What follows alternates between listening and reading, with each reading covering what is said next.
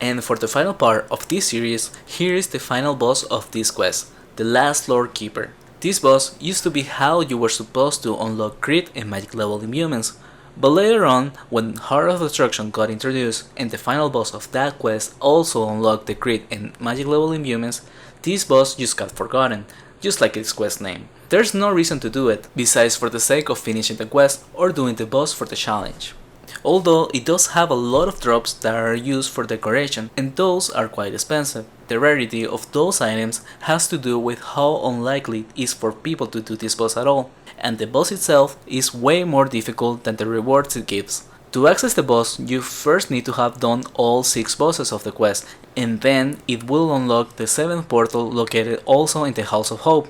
Once inside, just follow this path, until you reach the Flame Portal at the end, which takes you to the lever room. This boss can be fought with up to 15 people and has a cooldown of 2 weeks. The main reason this boss is difficult is because it's heavily determined by damage done. So first of all, try to have all 15 people. The average level should be of around 450. Lower level mages can do the boss, but it's recommended to have some high levels to balance it out, and the knights should be around 550.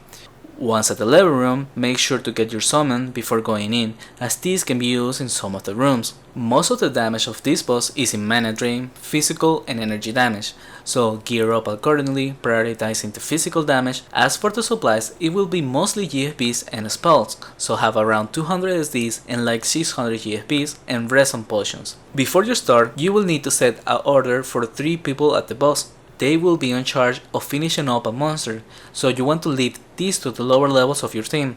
I will explain this in just a second. So once you pull the lever, you will be at the main room, which will have a shielded astral glyph. You want to head into the vortex at the northeast, which will have some animated swords and a bounded astral power. These are the rooms where your summons will reappear and help do damage. Get the bound astral to red HP, and then leave the room, leaving behind the player A you decided beforehand. Once everyone has left the room, then player A finishes off the astral bound by himself and waits in the room.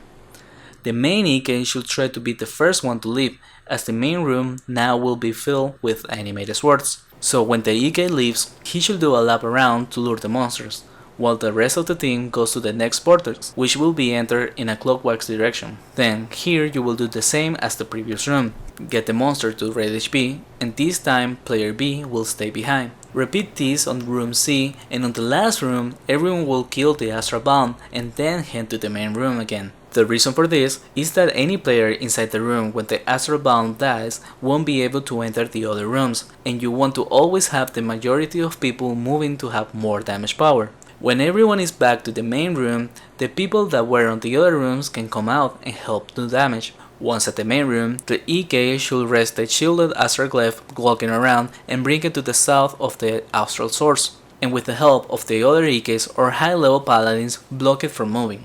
In this phase, mages want to prioritize using their waves and beams while hitting both the astral source and the shielded glyph. Try to have the lowest level players be on the north wall and have paladins or higher level mages on the sides. This is to tank some of the animated swords, which you want to be killing to have control of the room and take less damage, for which the use of GFPs does help a lot.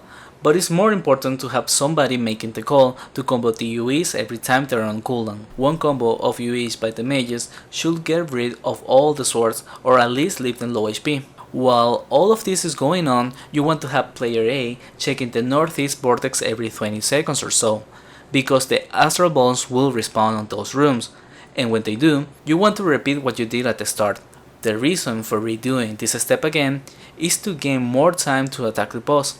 It's uncertain how much time you get, but it's around 40 seconds per astral bound kill. If your team is strong enough, 2 laps of astral bones should be enough to kill the astral source. However, don't be shy on doing a 3rd lap to guarantee not failing. I have run out of time a few times just doing 2 laps, so 3 feels the safest to go. If you do 4, the time wasted on doing the astral bounce will make you fail in the end, so stick to doing 3 laps. If you do this correctly, then the astral glyph will die and it will summon the last Lord Keeper. When this happens, have the EK lure it to the west wall and put it next to the imbuing machine.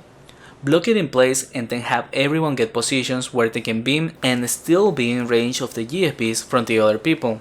On this part you want to use GFPs instead of spells because the main focus is to kill the animated swords, because they will continue to spawn, and additionally the last Lord Keeper constantly summons them as well.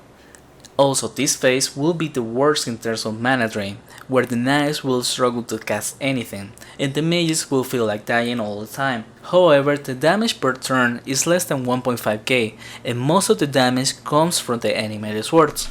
So as long as the druids are mass racing, everyone should be fine. Just continue to calm down the combo of UEs to clean the room and reduce the damage taken. This is the final phase of the boss, so when he dies, that will be all.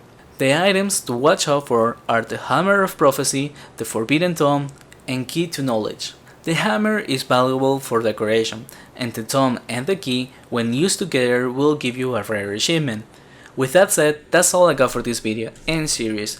If it was helpful, please consider subscribing, and if you want to support the channel directly, consider donating Tibia coins to Gudii donation. Thank you so much for watching.